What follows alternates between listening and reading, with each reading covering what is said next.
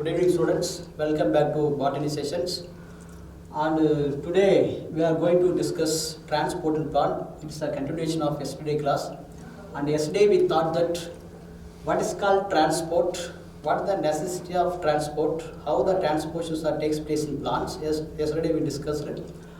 And today we are discussing facilitated diffusions.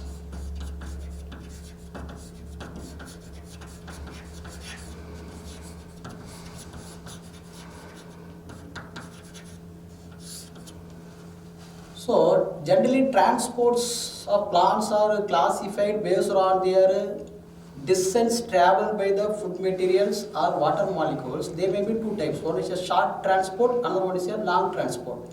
The short transport, it is also called cell-to-cell transport. It covers only a small area, only a few type of cells only involved in short distance transport. For example of short distance transport, osmosis, diffusion and facilitated diffusion, imbibition, these are the examples for short distance transport.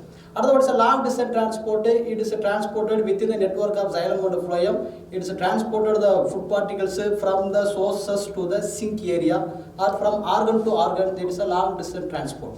See, second, the based on their energy expenditure for the transport of molecules, there may be two types. One is a passive transport, another one is an active transport. Passive transport, it is also called downhill transport. Active transport, it is also called uphill transport. In passive transport, there is no explanation of energy is required. But whereas in active transport, energy is required because it is movement of molecules from the region of low concentration to the region of higher concentrations. And these passive transports are further classified into one is a diffusion, another one is a facilitated diffusion. Diffusion is nothing but net movement of molecules from the region of its higher concentration to the region of its lower concentration until the equilibrium is obtained. These are called diffusions. A lot of examples also yesterday we discussed diffusion, and now we are going to discuss facilitated diffusion. Then what is called facilitated diffusion? It's nothing. The diffusion should be facilitated. I mean easy for transport of molecules across a plasma membrane with the help of a special type of proteins that are found in the plasma membrane or cell membrane. These are called transporting protein. So these transporting protein also called membrane proteins are that should be facilitated for transport of molecules from outside the cell to the inside cell or vice versa from inside the cell to outside the cells. Facilitated is nothing but easy way to transport with the help of a special type of membrane protein. There are two types of membrane proteins are essential. One is channel protein, another one is a carrier proteins.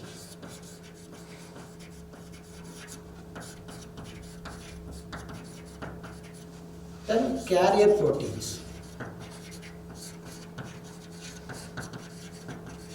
These are the membrane proteins which is found in the cell membrane or also called plasma membrane, which help to transport the molecules from outside the cell to the inside of the cells. Then facilitated diffusion. I mean the cell membrane, they should be transported, easily transport the molecules, especially non-polar molecules. Non-polar molecules easily transported across a plasma membrane by simple diffusions. You know that what's called simple diffusion. Move from higher concentration to low concentration. It is nothing but a concentration gradient. The movement of molecule based on their concentration gradient. So plasma membrane also called cell membrane. Where is located? See, let's take example. It is a cell.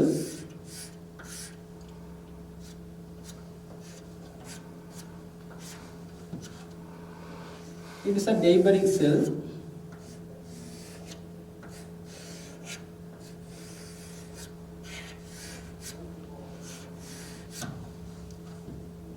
See, it is a cell wall. Cell wall, generally three types of cell wall: primary wall, secondary wall, tertiary wall. Cell wall, it is a cell wall of neighboring cell. Yes.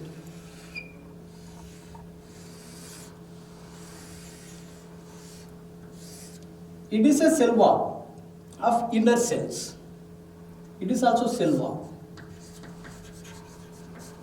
Inner cell. Then it is a middle lamellae. Middle lamellae. It is nothing but plasma membrane, are also called cell membrane. Inner to the plasma membrane, there is a cytoplasm. The center portion is occupied by large nucleus. It is a largest cell organelle nucleus. See, it is a cell. See, this cell wall, it is a highly permeable membrane. It allows all the substance to pass through it because the primary cell wall is made up of cellulose.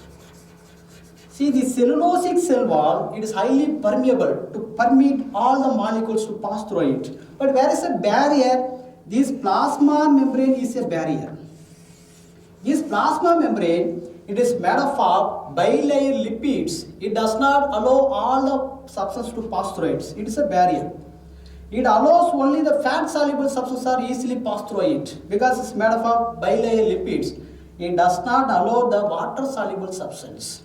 So the water soluble substance, they should be facilitated easily cross the plasma membrane with the help of these special type of proteins are found in the cell membrane. These are called channel protein, are also called carrier proteins. So cell membrane or plasma membrane, they easily transported or allow the molecules. Which molecule? Non-polar molecules. These non-polar molecules are easily diffused by simple diffusions. For the transport of polar molecule, for example of polar molecules, polar molecules, for example ions, calcium ions, magnesium ions, then sugar substrate, then amino acids, then nucleotides. These are the example for polar molecule. For the transport of polar molecule, it's not based on their concentration gradient. I mean, it does not easily pass through the membrane. It is mainly based on their size of the molecule,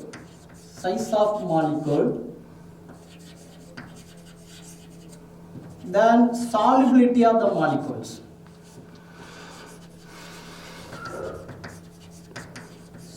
Solubility of the molecules.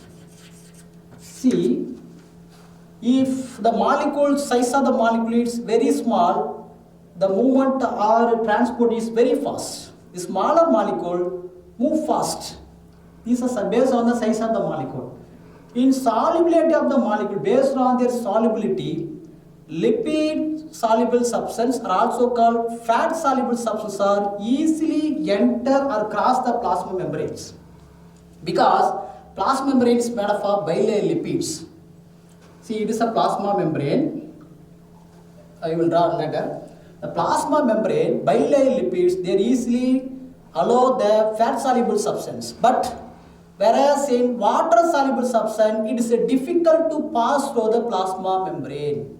So these water soluble substances are easily facilitated to transport the plasma membrane with the help of these two types of protein, carrier proteins and channel proteins that are involved to transport the molecules. Take for example, solutions. The solution generally is made up of solute particle which is dissolved in the solvent. You know what's called solvent? Water. Water is a pure solvent, it is a universal solvent. In the solute particle, either maybe sugar particles or maybe salt particle, solute particle, they dissolve in the solvent, these are called solutions. So the permeability of the solution across the plasma membrane or cell membrane, permeability, based on their permeability, the cell membrane, they may be classified into impermeability,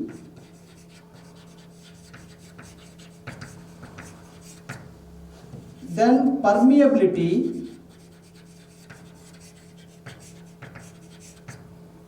semi-permeability, semi-permeable,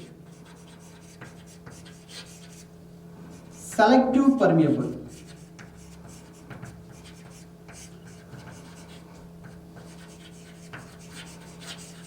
See, based on this compound or solution compound, and the permeability of the plasma membrane or cell membrane, nature of the cell membrane, they may be classified into impermeable plasma membrane, permeable plasma membrane, semi-permeable membrane, and selective permeable membranes.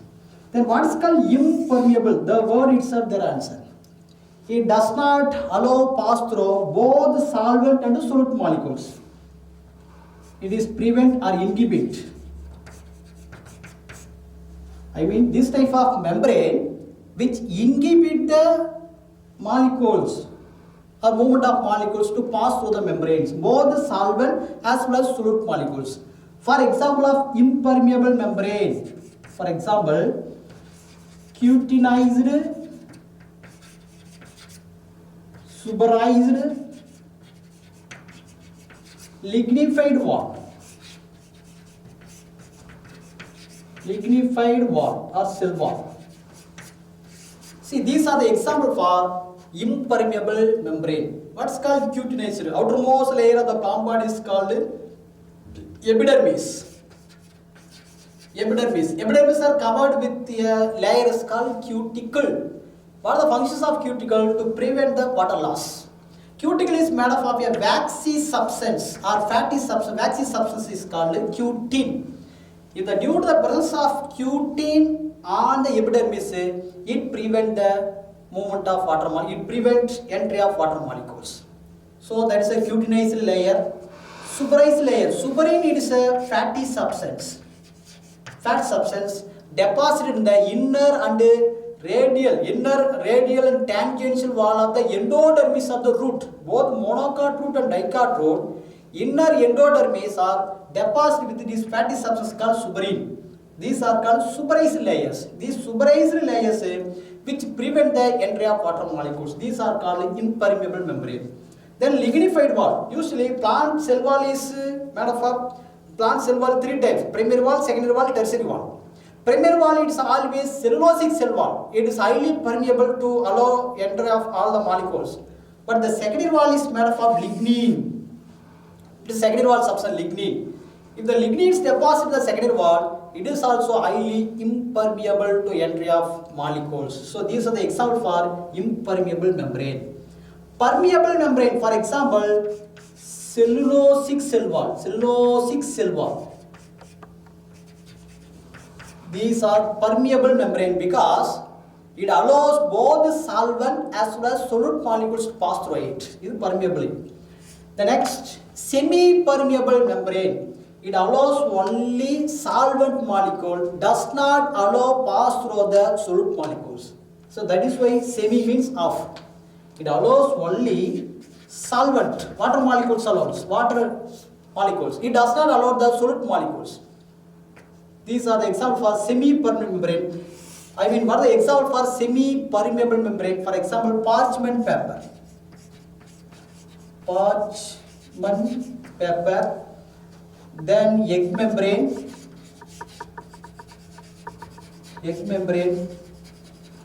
Animal bladder. Sheep bladder. These are the examples for semi-permeable membrane. It allows only solvent molecules.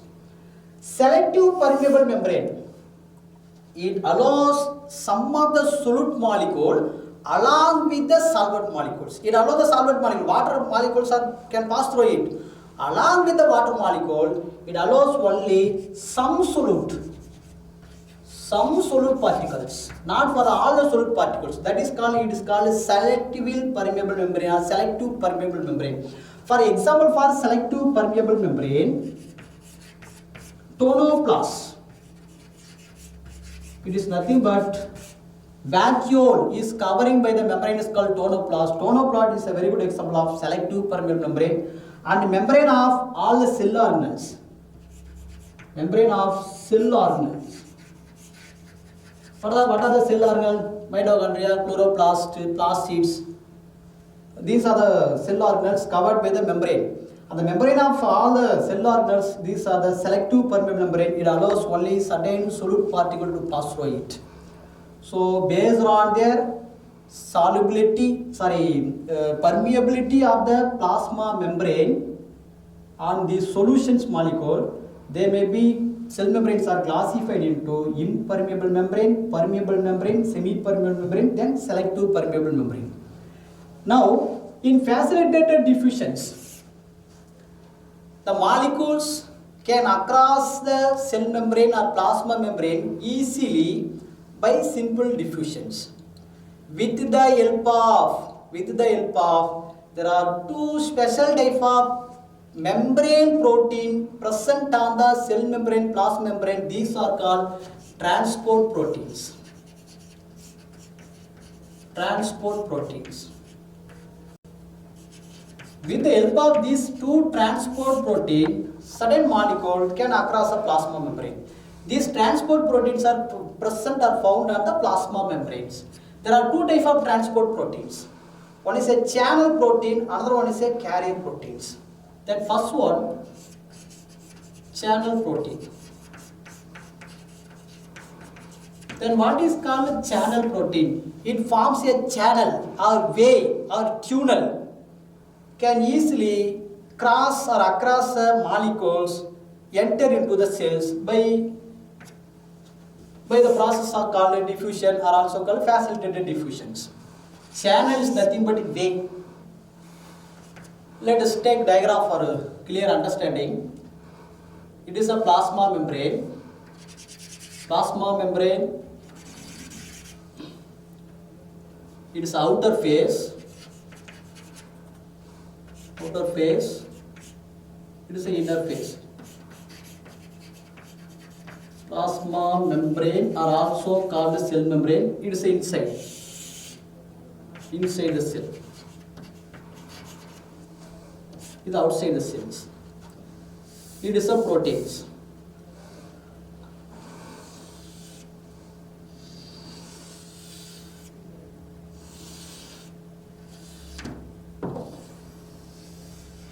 It is a protein.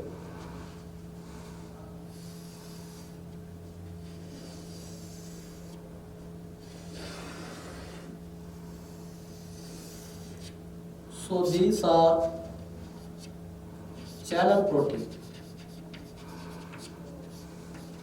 are also transport proteins present in the cell membrane. See, the cell membrane, it is made up of bilayer lipids.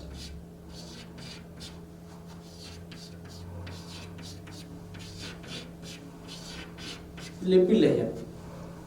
See, it is a hydrophilic end portion.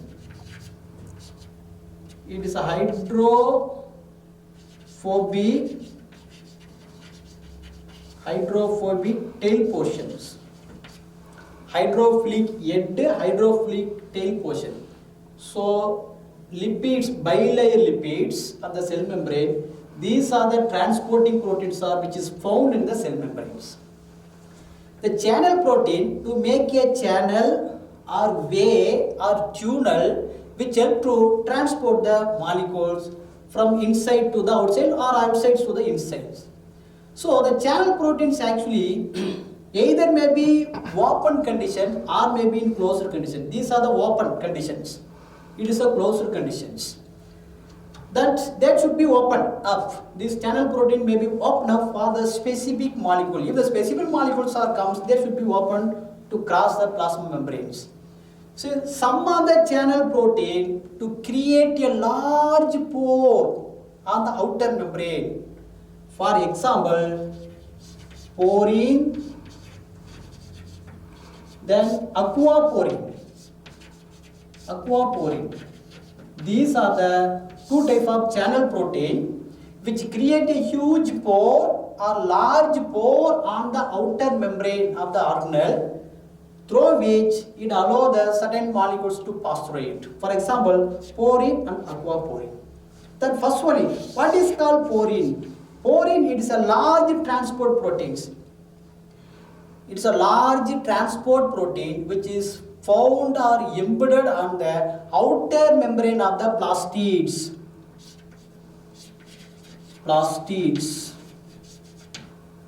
Mitochondria.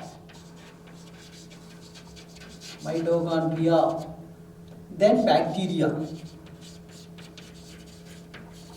Plastids, for example, green plastids. It is a plastids. It is covered by double membrane. Plastids are double membrane. Outer membrane, inner membrane. But these porine proteins are found on the outer membrane. Found on the outer membrane to create a large pores on the outer membrane through which a smaller molecule can easily pass through it. Remember, these porine proteins are found on the outer membrane of the plastids. Plastids, one of the cell organelles present in the cytoplasms. There are three different plastids, you know that. Chloroplast, chromoplast, leucoplast, based generally. So the plastids outer membrane, inner membrane, two different membranes present in the plastids. These porine proteins are found on the outer membranes. In addition to that, mitochondria also double membrane, inner membrane, outer membrane. These porine proteins found on the outer membrane of mitochondria. Similarly, bacteria also. Okay, well, then next aquaporins. Next, aquaporine.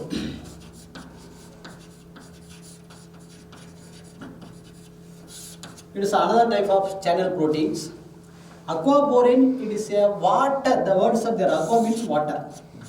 It is a water channel proteins. Water channel protein found or embedded in the plasma membrane and cell membrane. It regulates a huge amount or a massive amount, a large amount of water molecules to across the plasma membranes. These are called aquaporins. There are different types of aquaporine proteins are present in the identified in the plant. Generally, there are 30 types of aquaporine proteins are identified in the maize. See, it is a plasma membrane. Aquaporine proteins. So open condition. It is a closed condition. It regulates large amount of water molecules. It is a water molecules. H2O. Water molecules.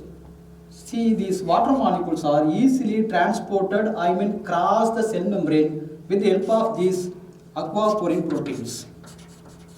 It is an aquaporine protein found or embedded in the plasma membranes. It is outside the cell. It is inside the cell.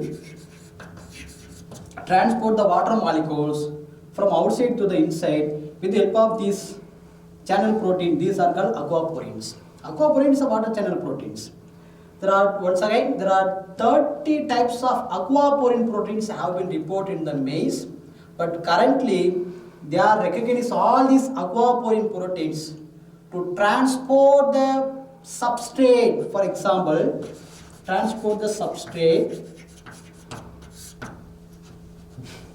carbon dioxide, ammonia NH3,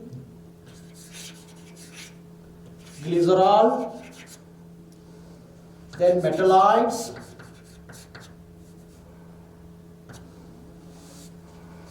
metalloids, for example, arsenic, boron.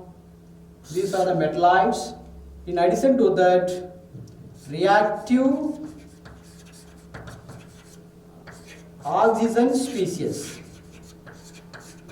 Reactive oxygen species.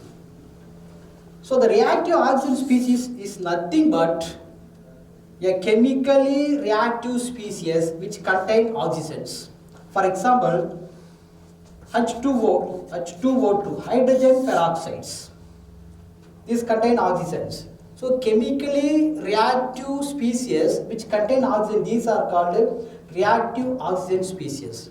So these are the substrate which can easily across a plasma membrane along with the water molecules. If the water molecules are easily transported from outside to the inside the cells, along with this water molecule, in addition to this water molecule, these are the substrate also cross. So this aquaporine protein which help the plant to transport this type of substrate. So that is why these aquaporin protein which help the plant to tolerate the drought or dry condition, to tolerate the salt stress because of presence of these aquaporin proteins. The next, carrier proteins.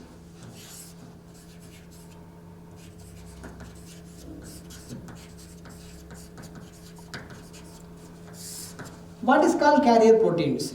It is act as a vehicle to carry the molecules from the outside of the cell into the inside of the cell, or vice versa, in the sense from inside the cell to outside the cells. These are called carrier protein, or also that is act as a membrane protein, are also called transport proteins. See, for the transport of molecules, they should be associated with the molecules. For the purpose of transporting the molecule from outside to the inside, the structure of their carrier proteins have to be modified until to disassociation of molecules. Take diagram for better easy to understand. It is a plasma membrane.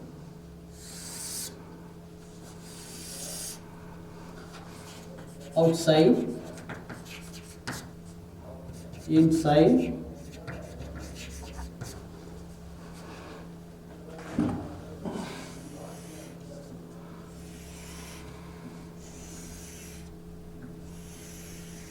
it is a carrier protein.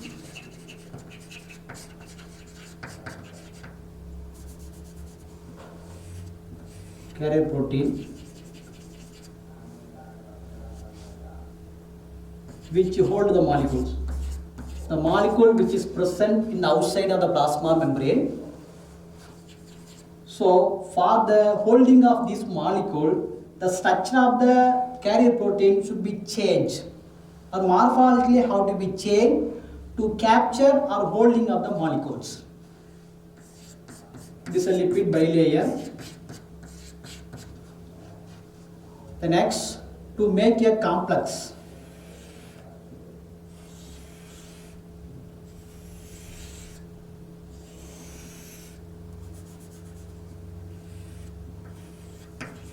Which hold the molecules. So these are called complex. Carrier proteins which hold the molecules to make a complex. The next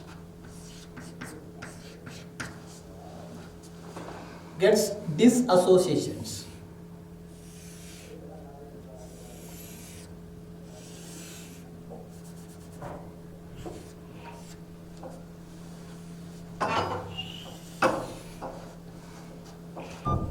Gets disassociations.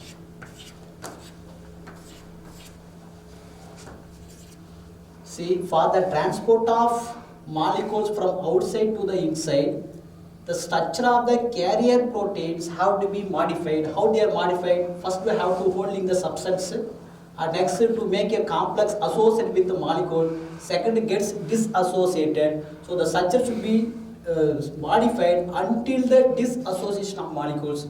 These are called carrier proteins. Based on their holding of the substance or transport of the direction, they should be classified to three types.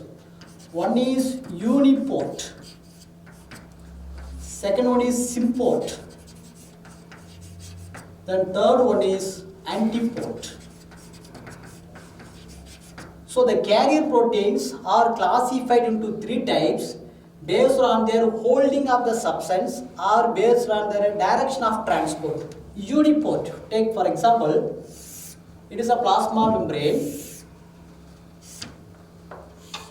It is a carrier protein. Then what is called uniport? There is only one type of molecules. It is a molecule inside, it is outside of the cell. There is only one type of molecule across the plasma membrane without or independent of the other molecules in only one direction. These are called uniport, only one directions. They do not depend upon any other molecules. So only one type of molecules are across the plasma membranes without independent of the other molecules in only one direction. These are called uniport. Then what is called symport? The word sim, it is also called co-transport. Co-transport.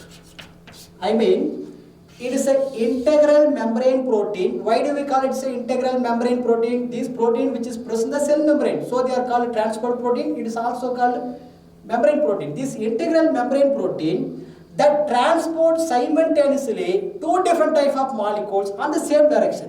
For example, this is one type of molecules, one direction. It is another type of molecules, but transport in the same direction. These are called co-transported. The co-transport is nothing but two different molecules, but transport are the same directions. These are called co-transport. It is also called symport. Then what is called antiport? Alkanes. See, antiport is nothing but it is an integral membrane protein that transports simultaneously two different molecules in opposite direction. For example, it is a one type of molecule transported from where to where? Inside the cell to the outside the cell. Another type of molecule in opposite directions, from outside the cell to the inside the cell. So antiport means opposite, hence it is also called counter transport. Counter transport. See, question, what is the difference between symport and antiport? Symport is nothing but transport of two different molecules are involved in same direction.